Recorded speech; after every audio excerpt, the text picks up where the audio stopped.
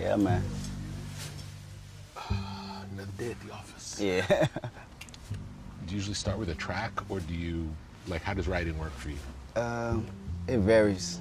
Usually time me and the boys get in the studio and I can just go off a simple drum loop that I like. Yeah. My process, it starts from just a whole bunch of premeditated thoughts. The process of me thinking about the ideas and what I want to say next. Yeah. You know, and by the time I get into the studio, I have to find that exact sound that triggered the emotion or the idea that I thought about 2 months ago.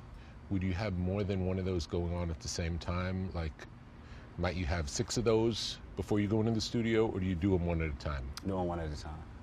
Doing one at a time. So the concept will come, you'll sort of live with it and let it grow in you. Yeah. Do you make notes? Definitely. All the time. I have to make notes because a lot of my inspiration comes from meeting people or going outside of the country or going around the corner to my old neighborhood, talking to a 5-year-old little boy. And I have to remember these things. You know, I have to write them down, and then 5 or 3 months later, I have to find that same emotion that I felt when I was inspired by it. So I had to dig all the way deep and see what were the things that triggered the idea of Does it always come back? It comes back. Okay, It comes great. back. It comes because I have key little words that make me realize the exact motion and what drew the inspiration. Beautiful. Yeah, man. Definitely. Definitely. It's a process. It's a working process. I'm my worst critic.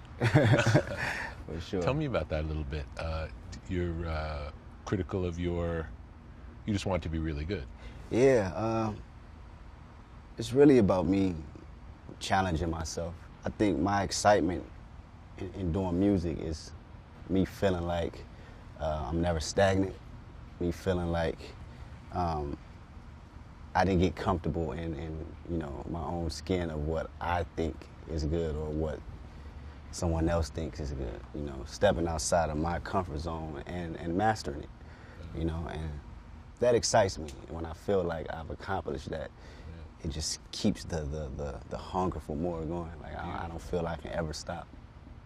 Do you ever consider, so when you think about the challenge to yourself, do you ever consider the listener or who's going to, like the audience at all, or is it more like just self-expression? How do you describe it?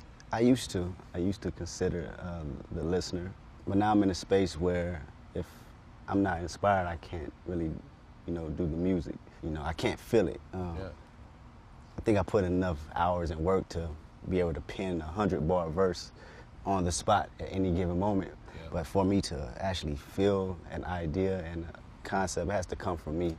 And a lot of times I have to block out a lot of different needs and wants, you know, just for my own selfish reasons. But at the end of the day, it comes out where, you know, whether you like it or not, you know you're going to know it comes from a real place. And it's going to feel unapologetic, I'm not compromising, and it's going to feel me. Has there ever been anything that you felt like, I don't want to say that on a record? Like it feels like... That's a great question. I always said to myself, if I said it on record, I never retract my statements. Because it's my self-expressions. You can have your opinions on it, you can feel a certain type of way, but it's how I feel. And I can't contradict that at all, you know, and sometimes I do come across them lines, you know, as rappers, as, you know, we always have that, you know, that thing about us where, you know, it is controversy, you know, but it came from some type of inspiration, and I have to say it. I have to be vocal about it, you know. And do you ever look back on any and feel like you'd like to change any of the things that you've written, or? It'll be me saying I want to go deeper. I should have went deeper. I see.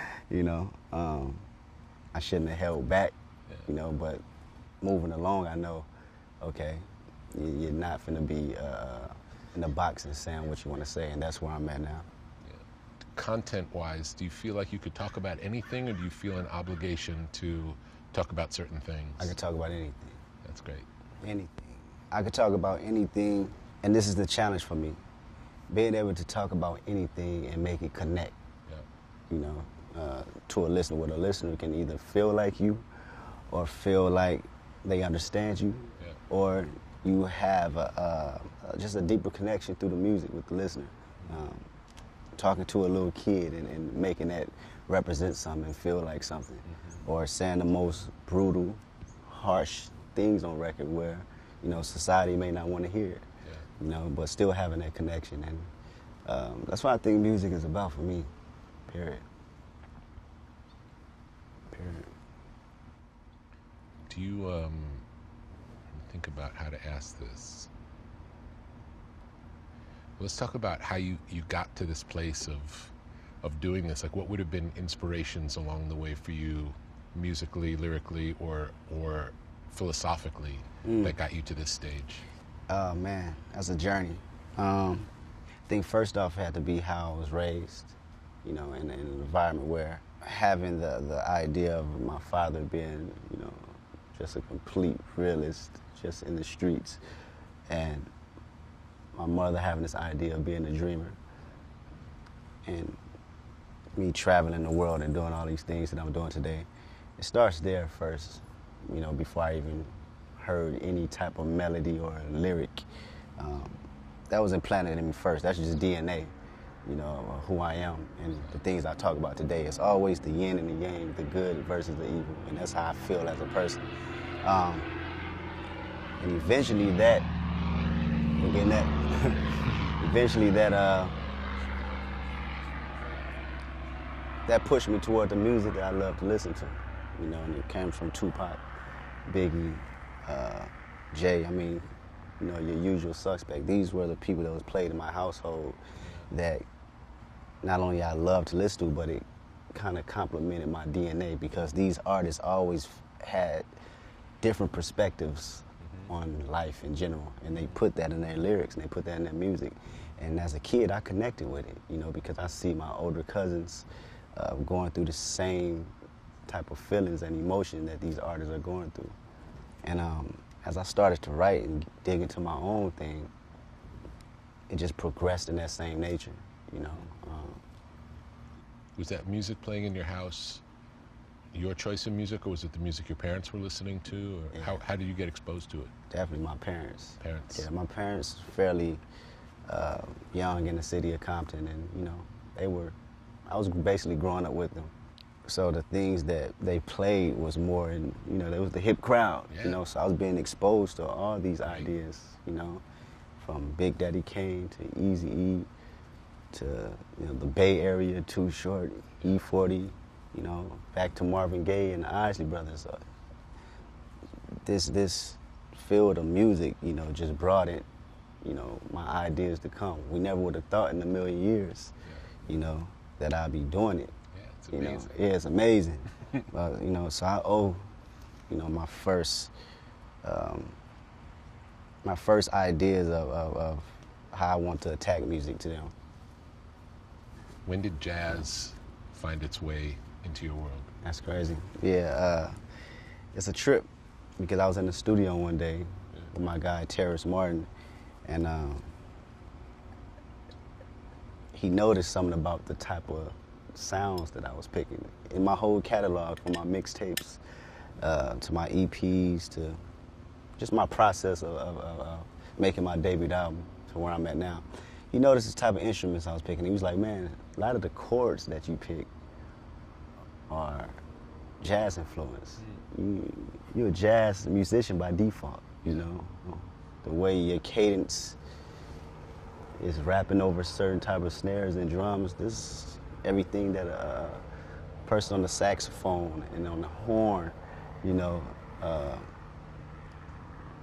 can meet with how they hear music. And that's something that just opened me up. And then he just started breaking down everything, just the science of it, going back to Miles, Herbie Hancock. I'm listening to these chords like, man, I like that sound. What is that? You know, that's a road key. Oh, so that's what I've been liking all these years? Yeah, you've been liking this for years. This is in your DNA. This is why you pick certain instrumentals you pick. So when was that moment when you had that experience in the studio where you realized that you liked it? When around was that? About 3 months until my second LP, To Pimp a Butterfly. I was going to say that after hearing the first album, when the second album came, it was completely unexpected. Yeah, nobody was expecting you to make that. Yeah, definitely. And I knew from the jump that there was going to be a challenge, you know, for my listeners' ear. Yeah. But if I'm challenging myself in the studio, I want to challenge you as well. So I just went full-fledged with it, man, and we built everything from scratch. Amazing. Yeah. So do you feel like, this is kind of a funny thing because I'm asking you to project the future, it's impossible. But do you feel like Butterfly, what do you refer to it as?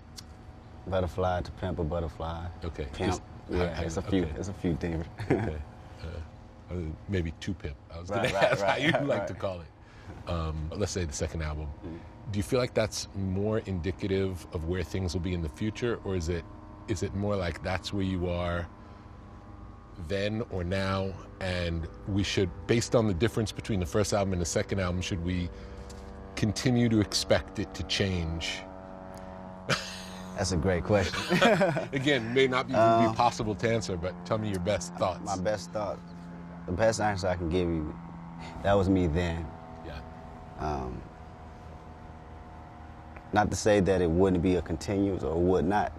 Yeah. You know, it'll always have some type of DNA in my music. Yeah. But me as a person, and just knowing who I am, I grow. I'm like a chameleon, Yeah. you know, and that is a gift and a curse for me, you know, but more so a gift. Yeah. Because it never pertains me to put me in a box. Yeah. And my ability to express it and to still make the connection wherever I go, that is my high points, you know, and that's something that I pride myself off. You know, it's always come from an organic place. Beautiful. It sounds like the connection you're talking about really is your connection to it more than other people's connection to it. Right. But I think the thing that's infectious about it, and the reason other people connect, is they feel your connection to it. Exactly. You know, it's not even necessarily that, like, probably a lot of people who are your fans, who heard your last record, might not have been that into jazz. Exactly. But they feel your connection to it. Exactly. And it inspires them to open themselves to hear new music that they might not have heard. That is so true. That is so true. And you can look at a person, you can have a conversation with them, and you know if, you know, whether it's the music or who they identify themselves with, if it comes from an organic place, a real place. And we call the consumers, you know, we've been told to call the consumers dumb, but they're not. They know when it's real. Absolutely. And they know if they can feel it, you know. Yeah. And that's something that I always understood, you know, just being a fan myself. You know, when I looked at, still to this day, when I look at my certain aspirations as far as artists, when I look at Eminem, when I look at Jay, I felt, you know, the stories they were telling, you know, whether it was fictional or not. These ideas that they was putting down made me believe, you know, any and everything that they were saying, because it just came from a space of whether a realistic point or just their imagination being so strong, you know, and so heavy, you know, that you just get bombarded into their ideas. And that's how it comes across for me. Beautiful. I feel like even if you don't agree with what someone is saying, but if they're saying it and you know that they believe it, you resonate with it on some level. You don't have to agree with it to respect it and appreciate. It's just human expression. People really being them, allowing to show themselves is a beautiful thing, whether you agree with them or not. Yeah, exactly. And that's a great point, because I always I've always been heavy on vocal tone and you know, where you manipulate your voice and things like that, because different tones for me just gives off different expressions. You know, I may wake up one morning and feel like this scenery right here, or I may wake up one morning feeling like the depths of hell, you know, and you may hear that grunge and that emotion, but that emotion, it translates through the music to the person that was feeling that way, you know, the day before, or you know, when they wake up the next morning. And I've always been a huge fan of that. When I hear you, I don't always know it's you, because you seem to inhabit so many different characters with your voice. Right. That it's not always clear that it's you. Right, exactly. It's interesting. That comes from my personality and DNA, and it also just comes from being a complete huge fan of Prince. My father was a heavy, still to this day, Prince fan. That's all he was playing. And I just sat back and just looked. I could never tell when it was Prince for me. Yeah. You know, he had a falsetto. Yeah. You know, he had this baritone. He just gave you so many different emotions, you know, but I seen the way my father was always connecting with him. And I studied it, you know.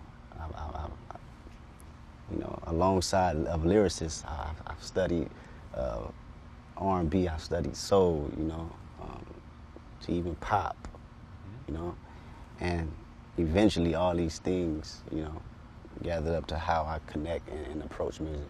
Yeah. It's really beautiful. It's a great journey you're on. Appreciate it. How do you go into the studio experience versus the live experience? The difference, yeah.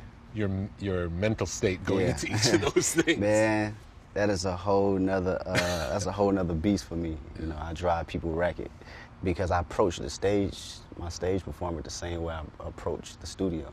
I have to think about it and live it and know how my mannerisms are, you know, how I'm moving, you know, all that is it has to be dead on for me, you know, from the hits and the licks on how we rearrange the idea just to give the fans a new experience. It's a process. The same way I sit with mixes and mastering, it's the same way I sit inside that rehearsal room to make sure that everything is hitting on cue. Beautiful. And talking about the musical process, how involved are you in beyond the vocals and lyrics? How involved are you in the music, in the making of it, in the choosing of it, in all aspects? Man, I don't sleep. I don't sleep, and my team know they can't sleep because I just, you know, not that I don't trust them. Yeah. You know, I have 100% trust in my team, but I just have to be there for everything, man. Yeah. You know. Sometimes I drive myself crazy. But it just makes me feel like, you know, not only pushing them, but I'm pushing myself, you know. I just have to be involved, man. It's a freaky nature sometimes, but I have to be there from everything, you know, from the snare to the hi-hat. So if we got to gain up this 2 more dBs, we got to snatch this out and let this part of the section breathe, you know, I'm there.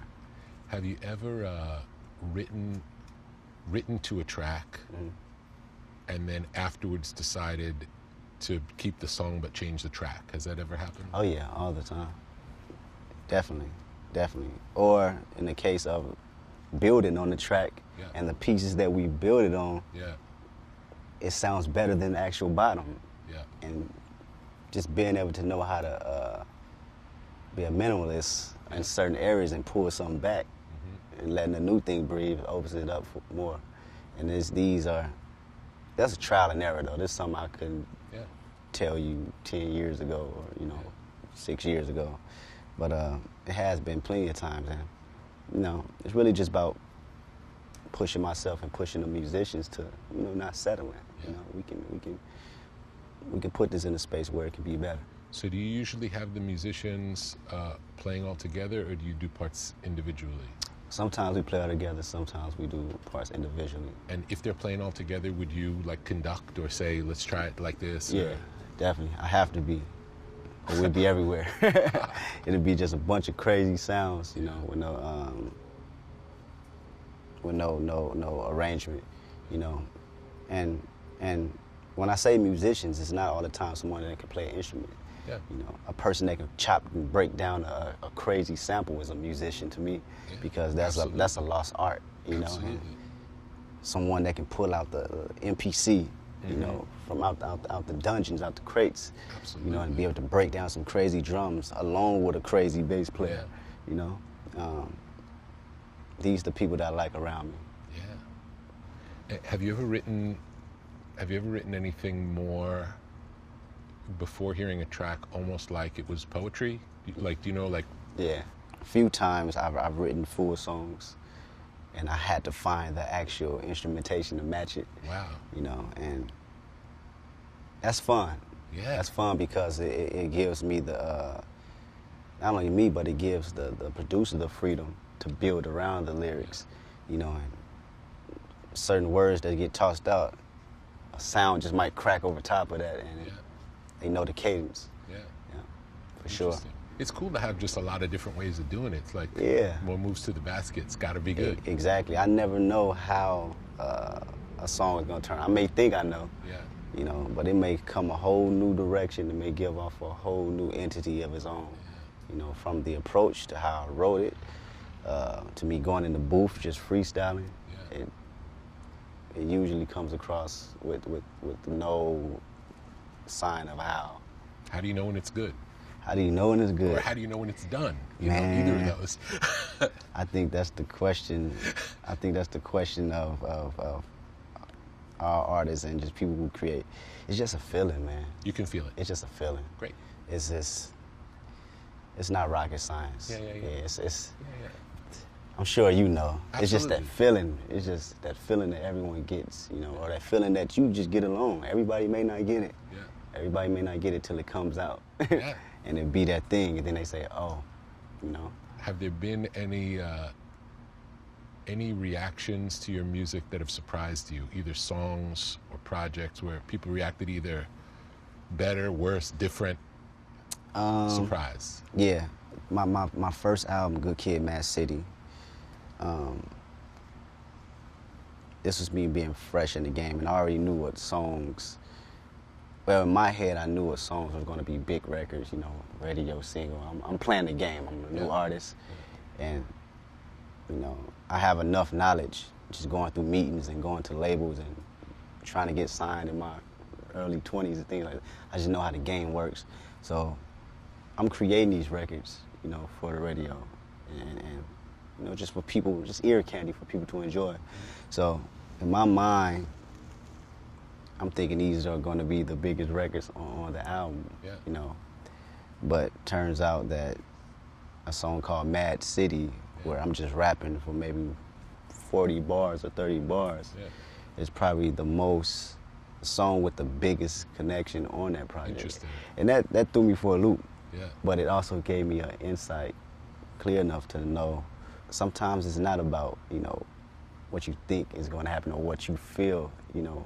People connect to things in strange ways, you know, and at the end of the day, you have to go with that feeling. Absolutely. Okay, now I have a question based on that. Thinking of what you thought was going to work commercially, how did you feel about that song on the album in the context of the others? In the context of the album, like just as a for your taste, where was that song on your meter? I loved it. Was it one of your favorites? It was one of my favorites. Okay. But I didn't know, you know. Yeah, it didn't fit a formula, but it was one of your favorites. Yeah, it was one of my favorites for sure, you know. I hope that has given you confidence. Oh, yeah. Oh, yeah. Definitely. Nothing has to fit a formula, and if you go with what feels good to you, exactly, that's what works. We was having a conversation in the studio the other night, you know. You know, of course there are certain rhythms and tempos and certain note changes in the music that immediately, you know, appeases the ear. Yeah.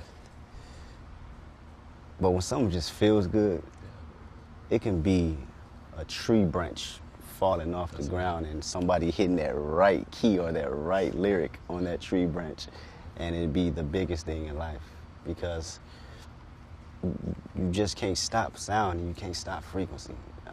I truly believe in music is just like that, and it's simple, you know. Let's talk about All Right for a second. Yeah. It has become a sort of our generation's protest song. Yeah. And when you wrote it, did you have that in mind? Did you think of it as a protest song, or? You know what? I had that record. I was sitting on that record for about 6 months. The beat for real. Yeah. And between my guy Sam Taylor and Pharrell, did you do it? When you gonna do it? When you gonna do it? When you gonna do it? It was on me, you know, and I knew it was a great record. I just was trying to find the space and to approach it. What's the approach, you know? I mean, the beat sounds fun, but it's something else inside of them chords that Pharrell put down that feels like it can be more of a statement rather than a certain tune, you know. So with the blessings of Pharrell and Sam asking me, am I gonna rock, when I'm gonna rock on it, it put the pressure on me. It put the pressure on me to challenge myself and to actually think and focus on something that can be a staple in hip-hop. And eventually I came across it. Eventually I came across it and found the right words of what I wanted to talk about. You know, it was a lot going on, and still to this day, a lot going on. And I wanted to approach it as a more uplifting but aggressive, you know. Not playing the victim, but, you know, still having that, yo, yeah, we strong, you know? And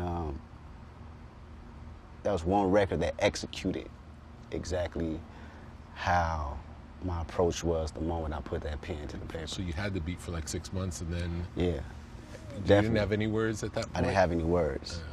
I think P knew that record was special. P knew that the record was special. Sam knew that the record was special.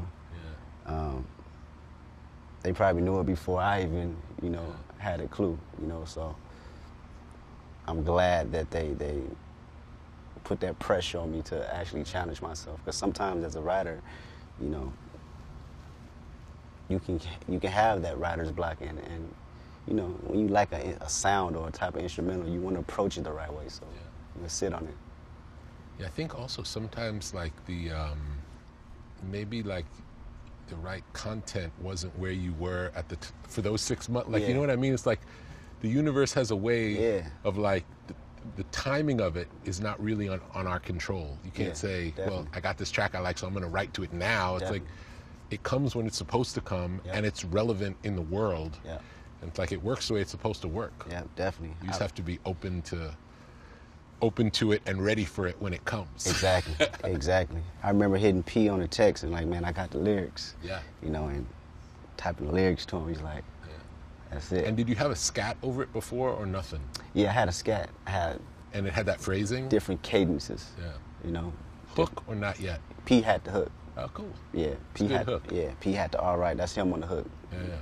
I'm just saying that the all right phrase, what does all right represent? What does we gonna be all right represent? You know. And I'm glad that sparked the idea because that song could have went 1,000 other ways. Absolutely.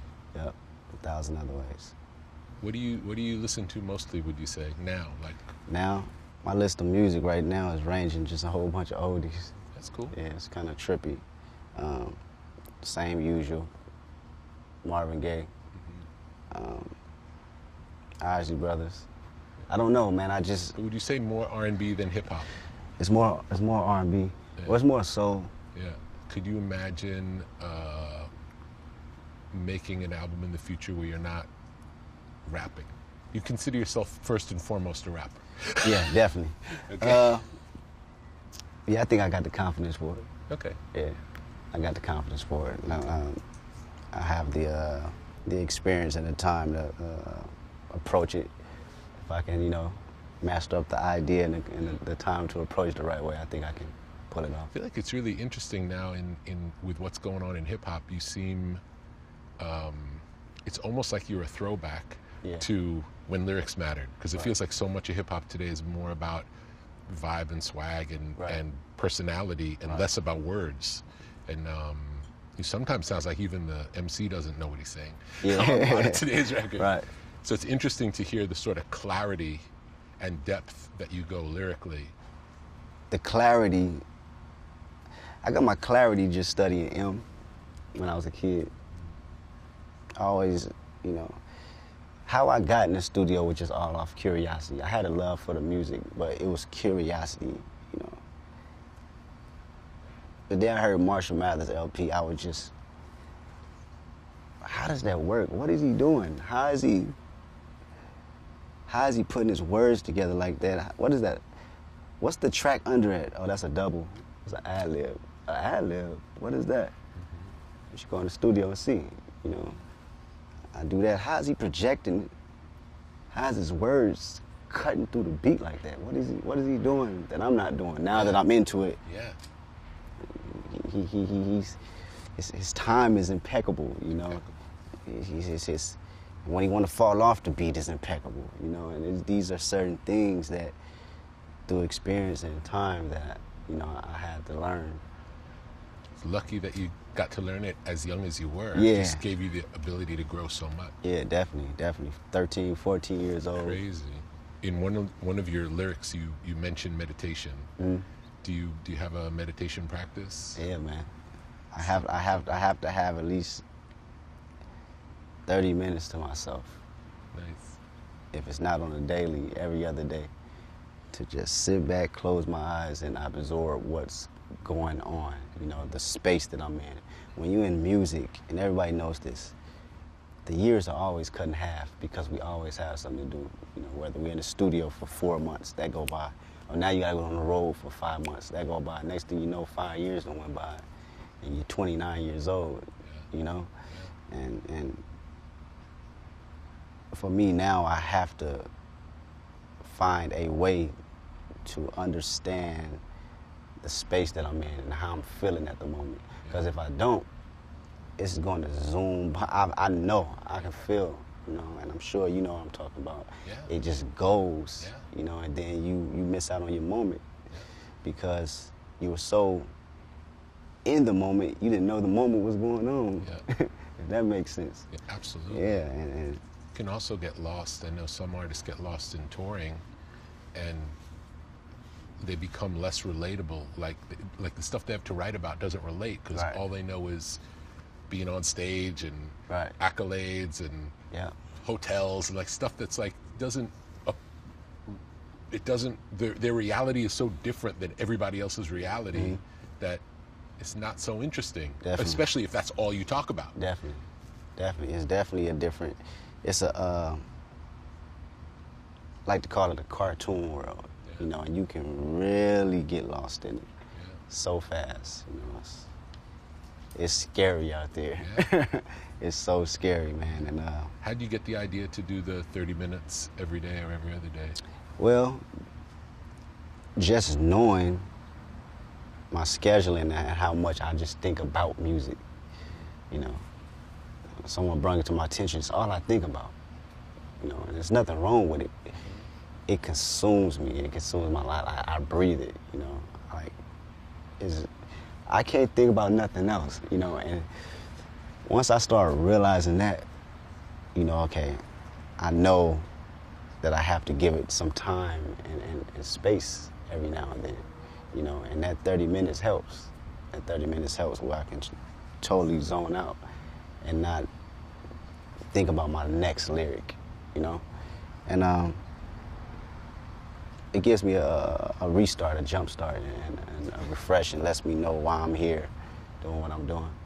Beautiful. Does it typically take a long time from the time you have the concept until you get the whole thing written? Maybe not produced the way you want, but at least written. It varies. I've written concepts in full songs, 3 verses each, 24 bars, 16 bars, full songs within an hour or 6 months.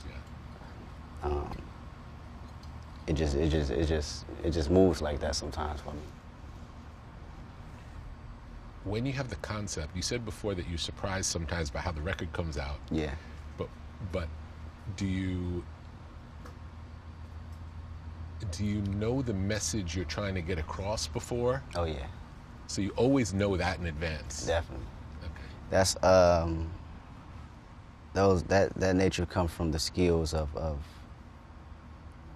loving to write in school and knowing how to engage the listener and knowing where I'm going to land it or where where it's going to end or where it's not going to end, you know. That's always been something I was always unique about and really focused on, you know.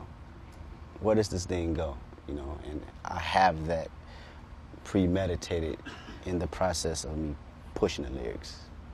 Earliest memory of music? Being in the living room and watching We Want Easy.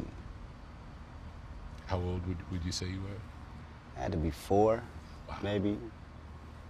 I actually said it before, him busting out, it was a scene where he bust out of jail on stage, and he was rapping his verse. That's my earliest memories, I think. Then after that, it would be Snoop Dogg's Nothing But a Jeep thing.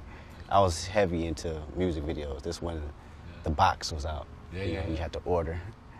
You know, they constantly order, so the song was coming on back to back, and I just sit in front of the tube and just watch it back to back to back to back. And alone, my parents playing it every night. You know, they partied. They partied every night, literally. And films or television shows that mean a lot to you, or you? Oh yeah, definitely. All those things play a part to the start of my imagination. You know. Any particular ones you remember? I used to look on the tube. It could be from Dennis to Menace. It could be from, what was I watching? Fresh Prince. All these things constructed my imagination of what was outside of the actual house that I was living in, or the neighborhood I was in. Because I'm looking at these figures almost are like, you know, imaginary. You know, you're looking at Will Smith as the Fresh Prince. You know, he's actually a real person, but as a kid, you see him in the TV screen. So to me, I should say, he's almost like a character in a sense. You know, when I look at Michael Jackson, still to this day, Michael Jackson is the biggest imaginary character for me because I never got to meet him. I've always seen him on television. You know, I've always seen him doing magic on stage, you know?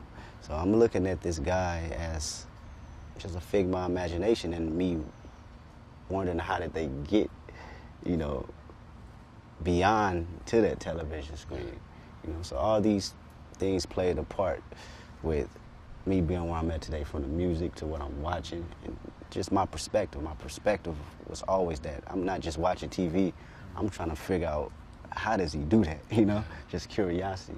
Who were there any people that you saw growing up that you had that feeling about that you did get to meet, and what was that like? Yeah, that was bugged out. It's crazy. Dr. Dre.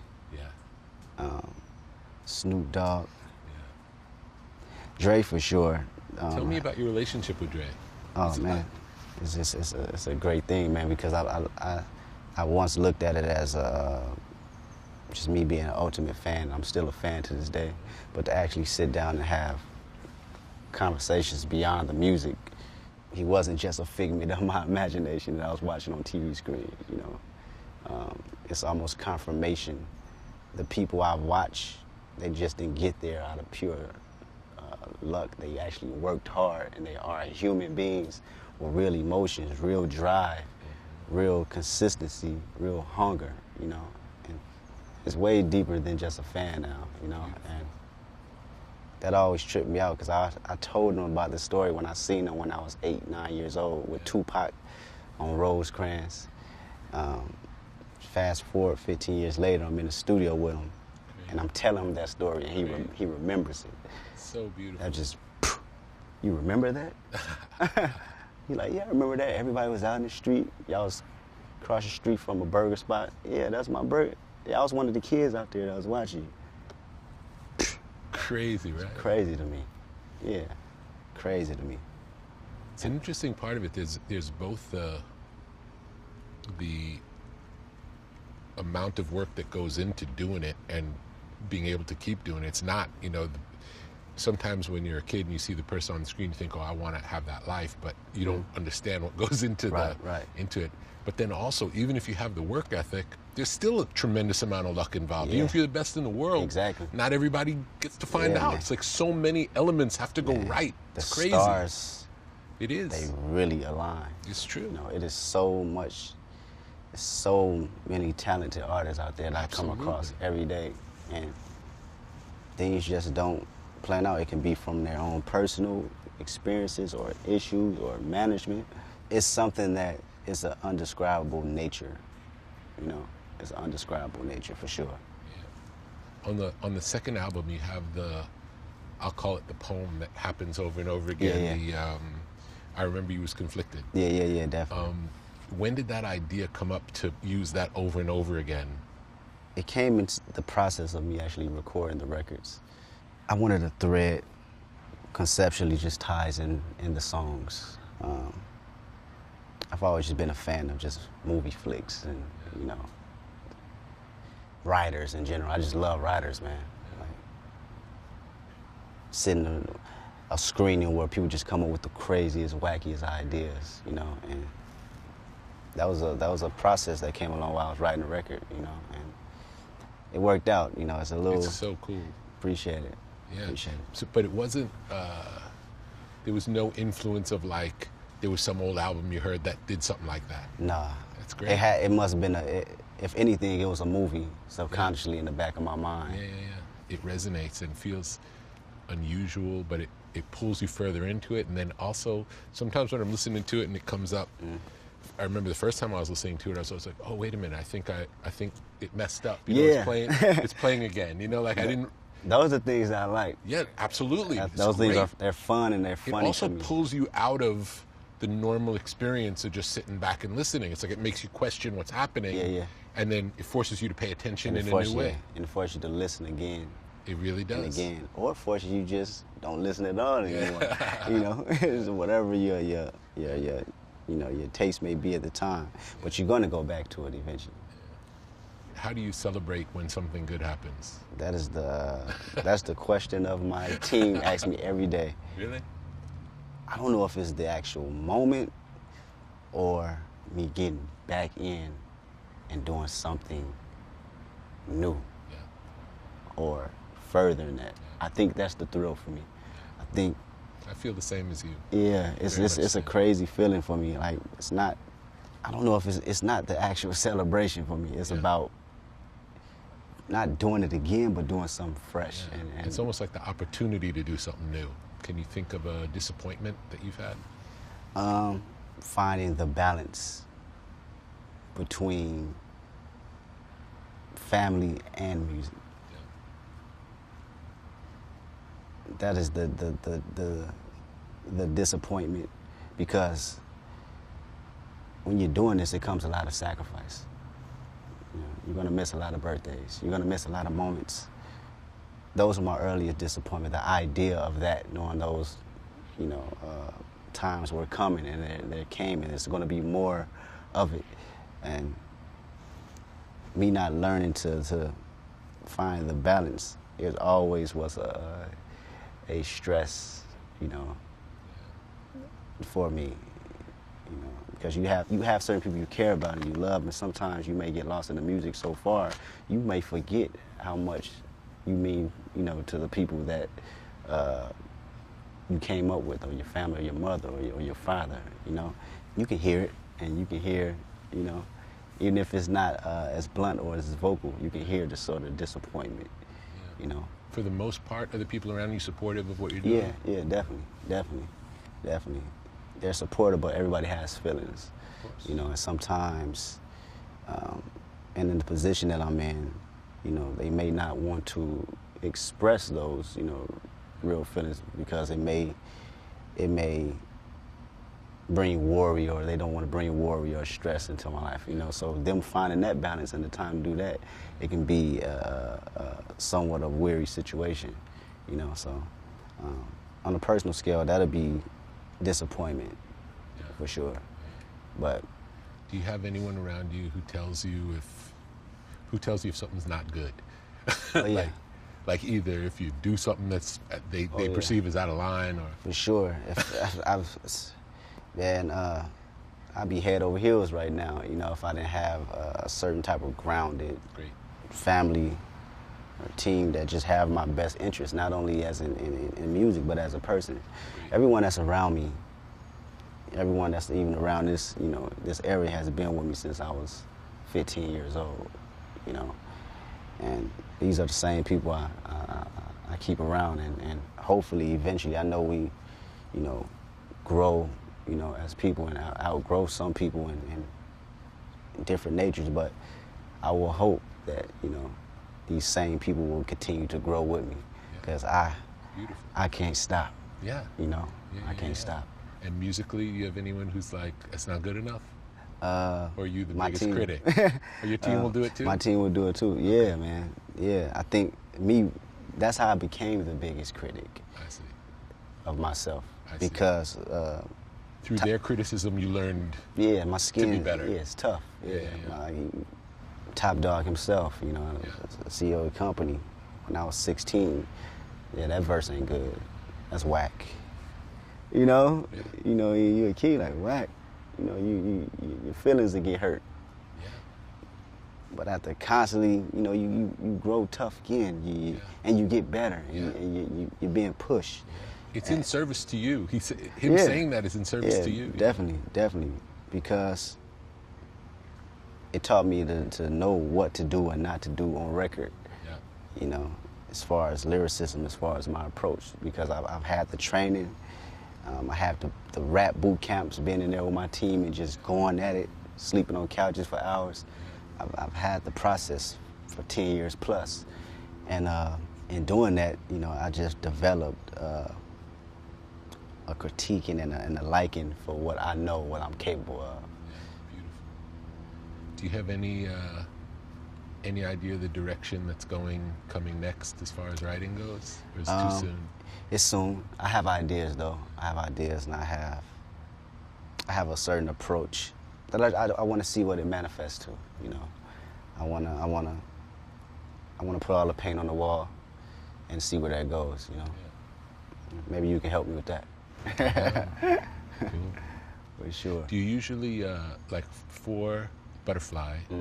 Did you record more songs than the ones on the album? I have so many floating around, 24 bars, 16 bars, hooks, mainly hooks and choruses and bridges and ideas, you know, some verses here and there, songs here and there, but really concepts of hooks and references that I had in mind for other people to sing and things like that. Where do you find the most inspiration? You said early when we started talking about traveling around the world and talking to people, and can you give me an example, just like one picture of something that happened that... Man, it's mainly kids, man. I always say this.